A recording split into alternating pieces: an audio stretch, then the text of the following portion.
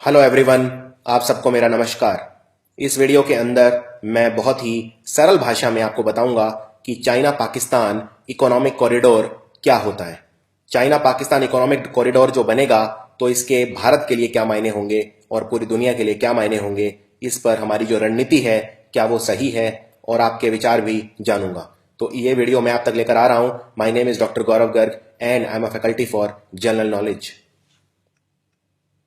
इससे पहले मैं आगे बढ़ूं, आपको जो विश्व का मानचित्र है, वर्ल्ड का जो मैप है, वो अच्छे से पता होना चाहिए।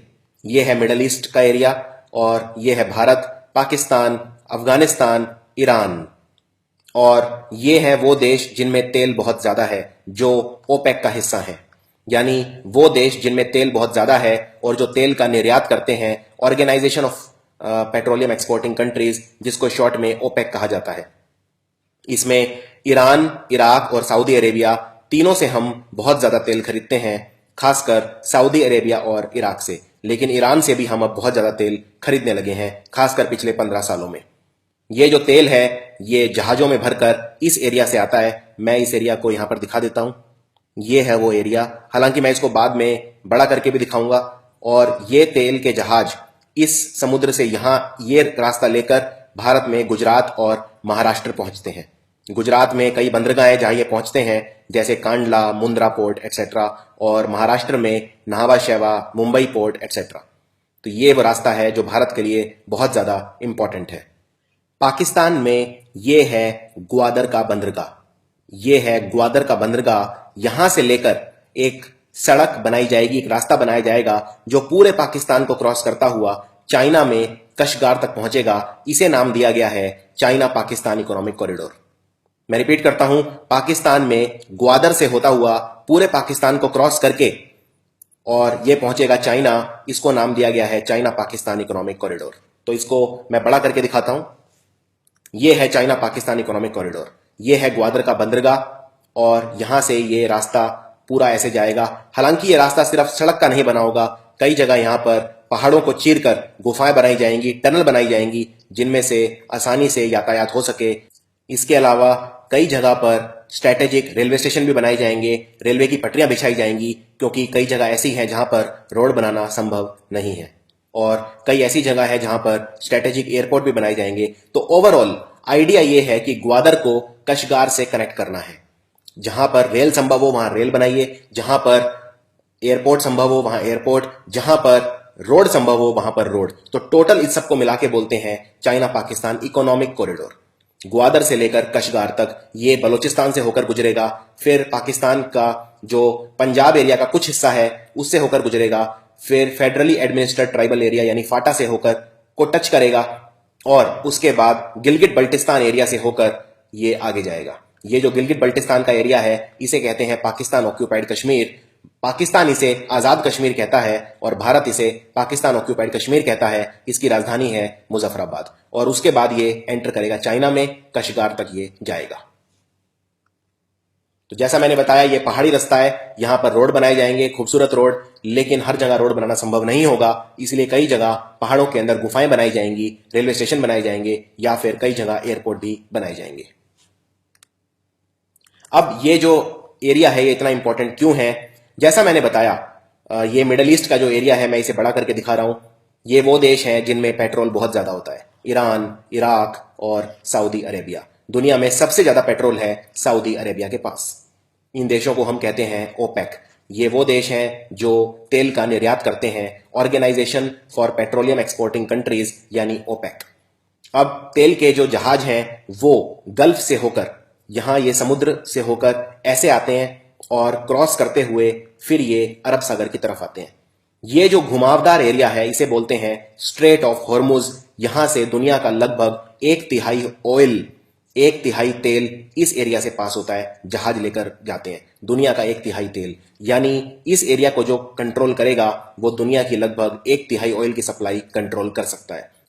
इस एरिया से जो तेल के जहाज हैं वो भारत आते हैं, बंबई और गुजरात, जैसा मैं बता चुका हूं, और पाकिस्तान भी जाते हैं। पाकिस्तान का ये जो पोर्ट है इसे बोलते हैं ग्वादर। पाकिस्तान का ये पोर्ट है ग्वादर पोर्ट। यहां पर पाकिस्तान अपना जो तेल खरीदता है वो ग्वादर पोर्ट के थ्रू खरीदता है इन देशों से, ईरान, इराक और सऊदी अरब से। तो ये आपको याद रखना है, ग्वादर पोर्ट पाकिस्तान के लिए बहुत ज्यादा इंपॉर्टेंट है। लेकिन चाइना इतना क्यों ग्वादर पोर्ट को पसंद कर रहा है, ग्वादर पोर्ट से कनेक्शन चाहता है पूरे पाकिस्तान को लेकर? आइए इस पे थोड़ा सा प्रकाश डालते हैं। चाइना ये 3000 किलोमीटर लंबा सीपैक यानी चाइना पाकिस्तान इकोनॉमिक कॉरिडोर बनाना चाहता है, जो ग्वादर को कनेक्ट करेगा काशगार से।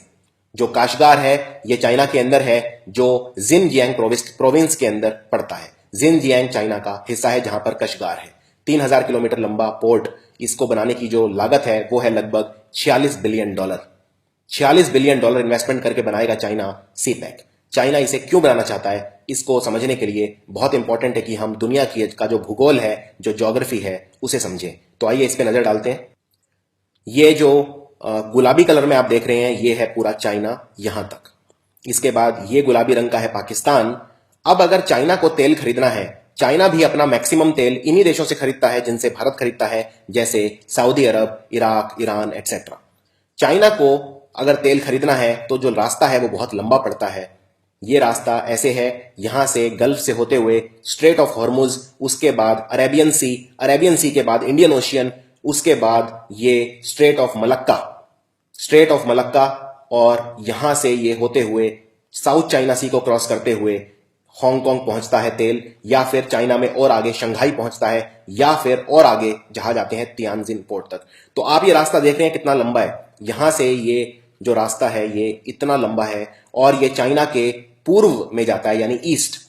अगर मैं चाइना को डिवाइड कर दूं तो चाइना का ये है ईस्ट वाला पार्ट, पूर्वी पार्ट, और ये है पश्चिमी पार्ट। चाइना का जो पश्चिमी पार्ट है, यहां पर चाइना की सिर्फ 6% आबादी रहती है, और चाइना के पूर्वी पार्ट में 94% पॉपुलेशन रहती है चाइना की। तो यानी कि चाइना को जो तेल चाहिए, पहली बात तो वो चाहिए ईस्टर्न पार्ट में, क्योंकि 94% पॉपुलेशन यहां रहती है, और दूसरा ईस्टर्न पार्ट में तेल आना ही पड़ेगा, क्योंकि वेस्टर्न पार्ट तक कोई समुद्री रास्ता है ही नहीं। इसको थोड़ा सा और डिटेल में देखते हैं।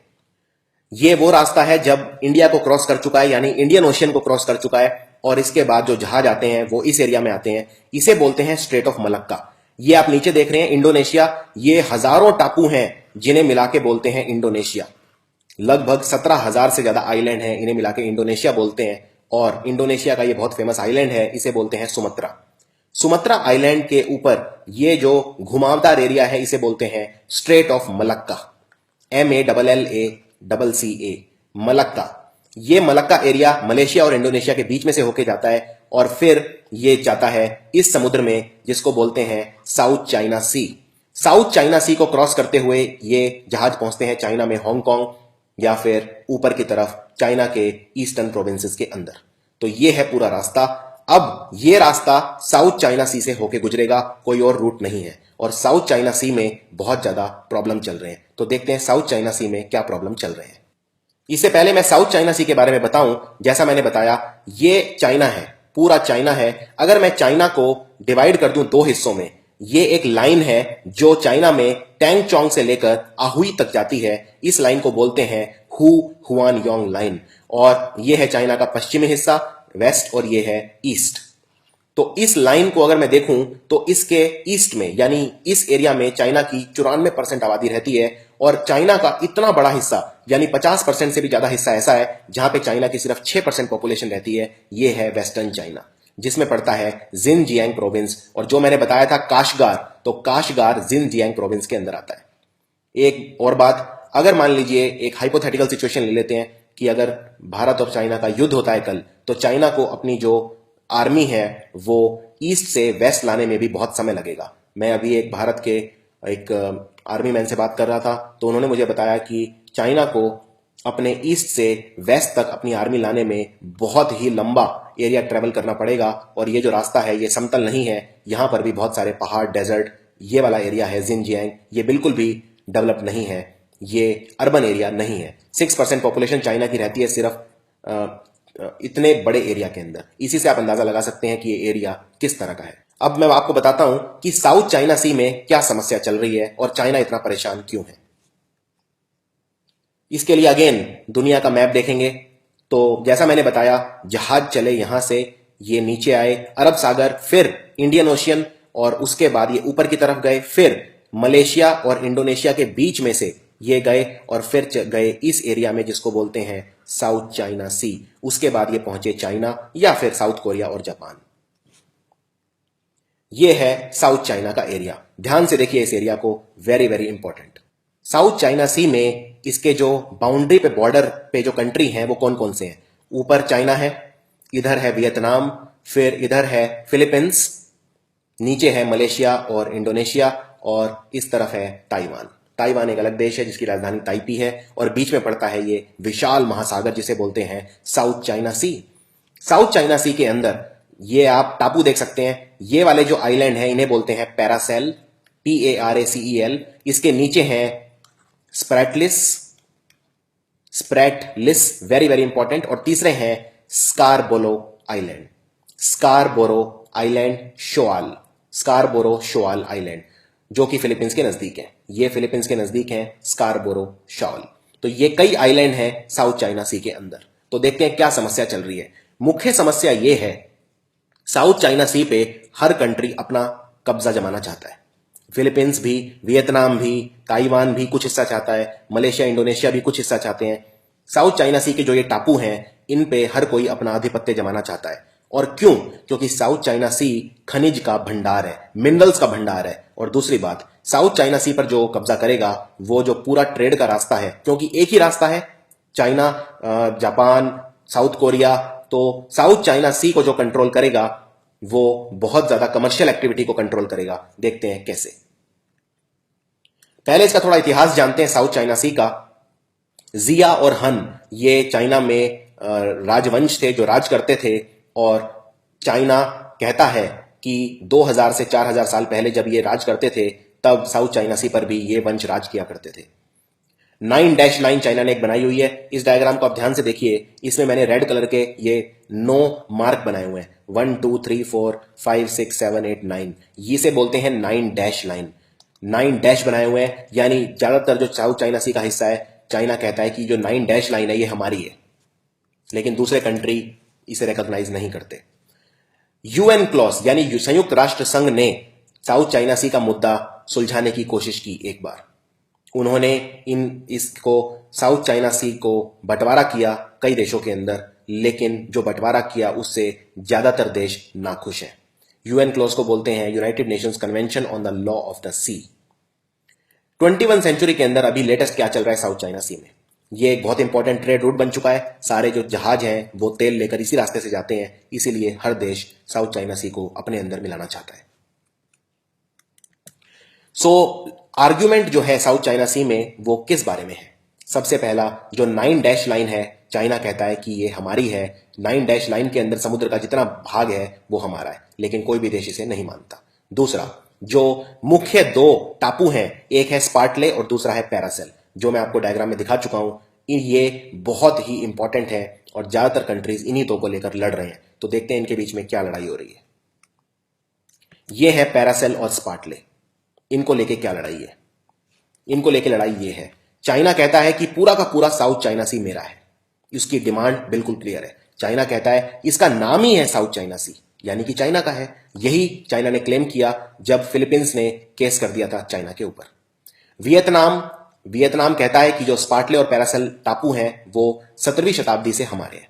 फिलीपींस कहता है कि जो स्कारबोरो शोआल आइलैंड है वो हमारे हैं, क्योंकि वो हमारे बिल्कुल पास है। फिलीपींस चाइना की मनमानी से परेशान हो गया था। उसने अंतर्राष्ट्रीय अदालत का दरवाजा खटखटाया, इंटरनेशनल कोर्ट ऑफ जस्टिस, जिसका हेडक्वार्टर है हॉलैंड के अंदर। एक जगह है जिसको बोलते हैं हाग। तो इंटरनेशनल कोर्ट ऑफ जस्टिस है नेदरलैंड या हॉलैंड में, हाग के अंदर। फिलीपींस ने इसका दरवाजा खटखटाया अदालत का, और इस अदालत ने चाइना को पीछे हटने को कहा। उन्होंने कहा कि साउथ चाइना सी पर आपका सिर्फ हिस्टोरिकल जो क्लेम है, जो आप कहते हैं कि हमने 9 डैश लाइन बनाई हुई है, उस पर कोई अधिकार नहीं है। फिलीपींस ये केस जीत गया।